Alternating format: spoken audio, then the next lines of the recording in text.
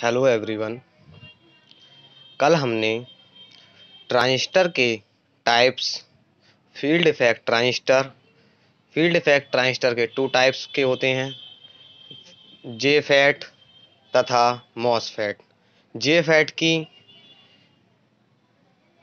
के बारे में बताया और उसकी कैरेक्टरिस्टिक्स तथा ऑपरेशन के बारे में बताया। आज हम बताएंगे जेफेट की कैरेक्टरिस्टिक्स कर्व के बारे में। Characteristics curve of JFET. एक characteristic curve N channel of का जेफेट का सर्किट डायग्राम ये दिखाया गया है। इसमें गेट है, ड्रेन, सोर्स और ये सिंबल जेफेट का है। इसमें करंट आईडी फ्लो हो रही है। ड्रेन बीडीडी वोल्टेज लगा दिया और एक वोल्टेज बीजीजी, और यहाँ पर ड्रेन सोर्स वोल्टेज यहाँ बीच में पुट कर दिया और यहाँ पर गेट सोर्स वोल्टेज। ट्रांजिस्टर की तरह जेफेट भी 3 टर्मिनल डिवाइस होता है। इसकी सोर्स को कॉमन करके आउटपुट तथा इनपुट बनाए जाते हैं, लेकिन गेट में कोई करंट फ्लो नहीं होती है। अतः फेट के केवल 2 प्रकार की कैरेक्टरिस्टिक्स कर्व प्राप्त किए जाते हैं। पहला कैरेक्टरिस्टिक कर्व होता है आउटपुट या ड्रेन कैरेक्टरिस्टिक्स तथा दूसरा होता है ट्रांसफर कैरेक्टरिस्टिक्स। पहला आउटपुट या ड्रेन कैरेक्टरिस्टिक्स। ड्रेन के करंट आईडी ये आपको दिख रही होगी, तथा बीडीएस होता है ड्रेन सोर्स वोल्टेज बीडीएस के बीच खींचा गया कर्व, जो आईडी तथा बीडीएस के बीच जो कर्व खींचा जाता है, तथा बीजीएस गेट सोर्स वोल्टेज वहां पर कांस्टेंट कर दिया जाता है, उसे ड्रेन कैरेक्टरिस्टिक्स कहते हैं। यह करंट निम्न प्रकार ज्ञात किए जाते हैं। देखिए, यह ड्रेन कैरेक्टरिस्टिक्स का कर्व है। यहाँ पर ये आईडी का ड्रेन आईडी, ये जब यहाँ पर कर्व खींचा गया तो एक समय ये ऐसा आया जहाँ पर जो इसमें जब बीडीएस के मान में एक नी प्राप्त हो जाती है और उसके वृद्धि होने पर जो आईडी की वैल्यू का मान लगभग मैक्सिमम हो जाता है, जब आईडी का मान लगभग मैक्सिमम हो जाता है, तब एक समय ऐसा आता है कि आईडी का मान कांस्टेंट हो जाता है। जैसे यहाँ बी पॉइंट से सी पॉइंट तक यहाँ पर आईडी का मान कांस्टेंट फिर आगे बढ़ने लगता है। तो जहाँ पर ये रीजन जो आया, ये इसे रीजन को सैचुरेशन रीजन कहते हैं, और सैचुरेशन रीजन को ही पिंच ऑफ रीजन कहते हैं। आगे देखते हैं। इसके कैरेक्टरिस्टिक कर्व के कई सारे पॉइंट दिए हुए हैं। पहला पॉइंट, बीजीएस का मान 0 वोल्टेज पर बीडीएस आईडी के डायरेक्टली प्रोपोर्शनल होता है। अतः इस कंडीशन में ओम के नियम का पालन होता है। अतः फील्ड इफेक्ट ट्रांजिस्टर एक पॉइंट ए तथा रेजिस्टेंस की तरह व्यवहार करता है। ए पॉइंट को नी कहते हैं। ए पॉइंट से पहले रीजन को ओमिक रीजन कहते हैं। जो यहाँ से यहाँ तक का ये रीजन आया, ये वाला, ये ओमिक रीजन कहलाता है। सेकंड पॉइंट हमारा, ड्रेन सोर्स वोल्टेज के मान में नी प्राप्त होने के बाद और वृद्धि करने पर आईडी का मान लगभग मैक्सिमम हो जाता है। जैसा कि अभी हमने बताया, जो हम वृद्धि करेंगे इसमें तो आईडी का मान एक मैक्सिमम हो जाता है। बी से सी तक आईडी का मान कांस्टेंट रहता है। बी पॉइंट ये हमारा, इससे सी पॉइंट तक आईडी का मान कांस्टेंट रहता है। पॉइंट पी को पिंच ऑफ वोल्टेज कहते हैं। जो पॉइंट हमारा पी, इसे पिंच ऑफ वोल्टेज कहते हैं।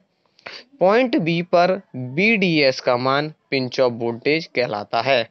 पॉइंट बी पर ये आ गया, यहाँ पर ड्रेन सोर्स वोल्टेज का मान पिंच ऑफ वोल्टेज कहलाता है। इसे BP से डिनोट करते हैं। BC रीजन को सैचुरेशन रीजन भी कहते हैं। जो अभी बताया था मैंने, इसे सैचुरेशन रीजन भी कहते हैं, पिंच ऑफ रीजन भी कहते हैं। Next point, drain source voltage के मान में डिग्री सेंटीग्रेड से और आगे बढ़ाने पर सी पॉइंट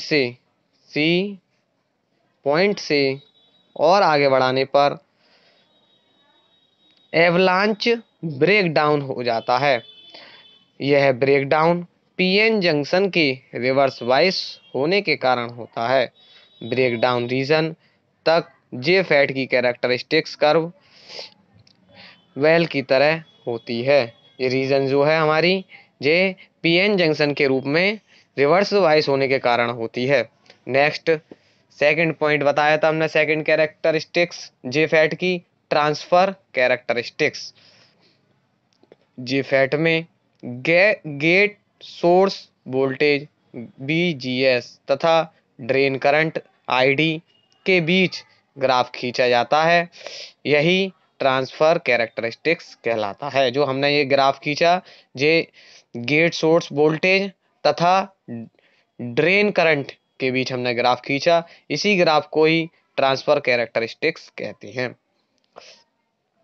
जबकि इसमें drain source voltage BDS constant रहता है, तभी ट्रांसफर कैरेक्टरिस्टिक होता है। गेट सोर्स वोल्टेज का वह minimum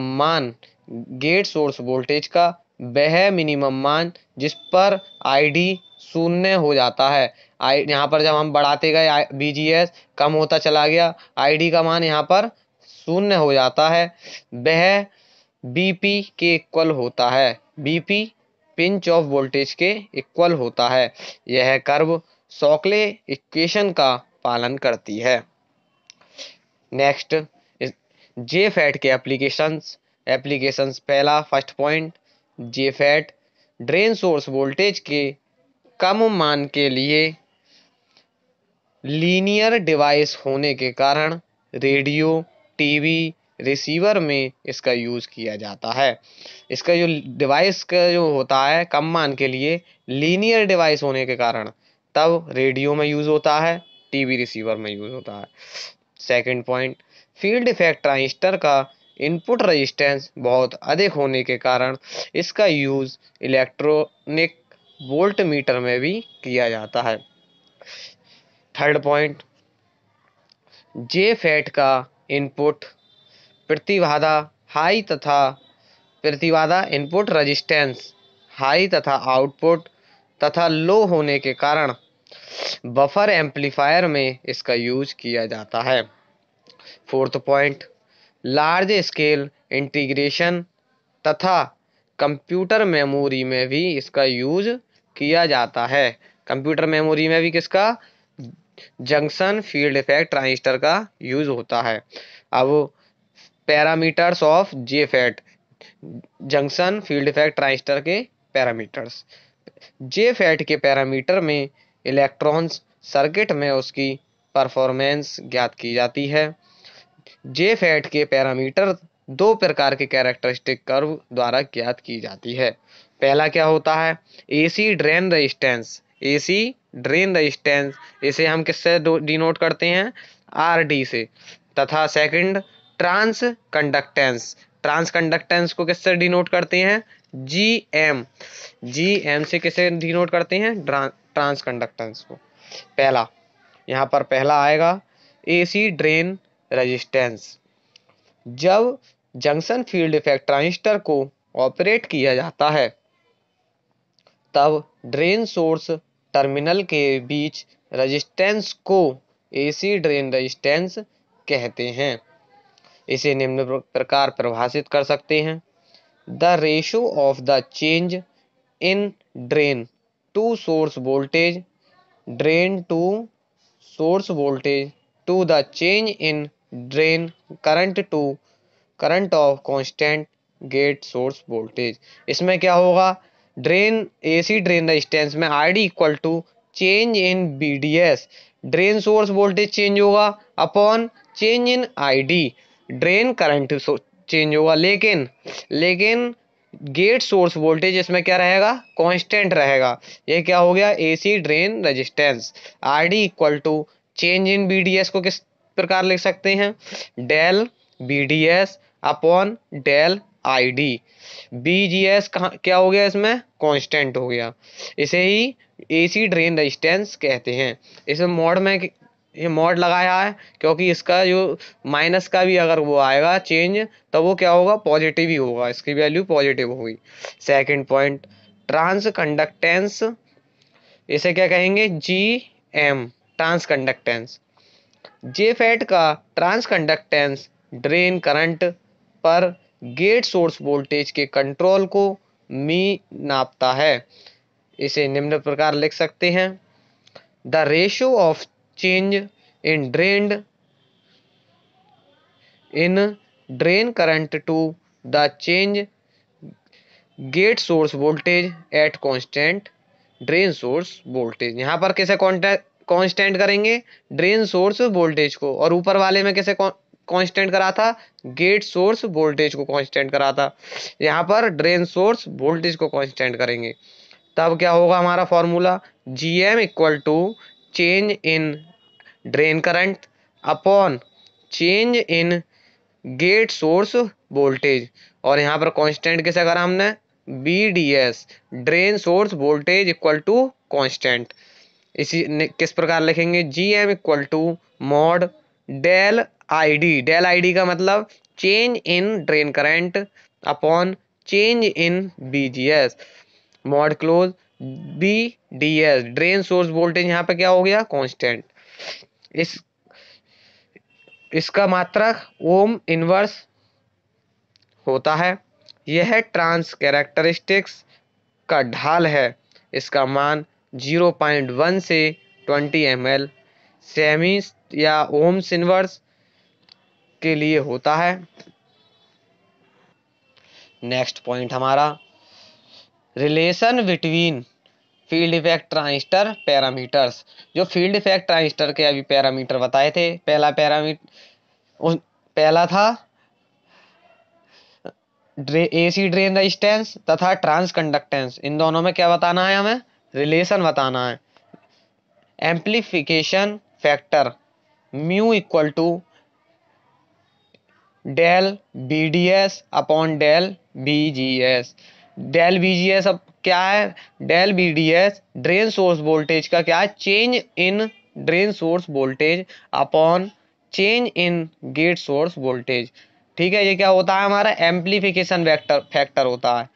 mu equal to del V D S upon del V G S. हमने इसमें ऊपर नीचे डेल आई डी से मल्टीप्लाई करी, ऊपर भी मल्टीप्लाई डेल आई डी से करी और नीचे भी डेल आई डी से मल्टीप्लाई करी।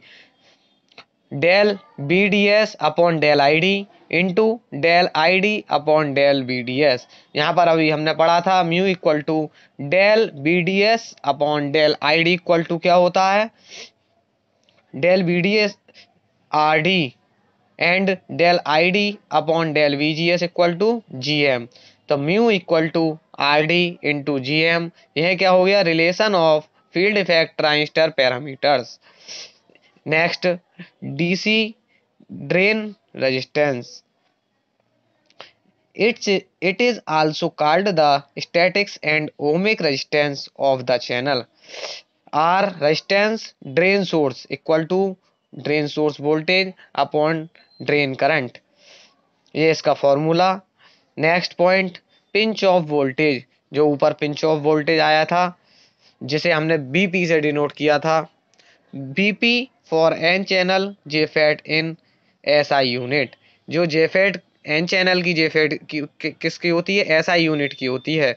BP equal to small E N D A square upon 2 epsilon naught, where E equal to charge of electron and D equal to donor concentration in the channel A equal to half width of channel, epsilon equal to permeability of channel.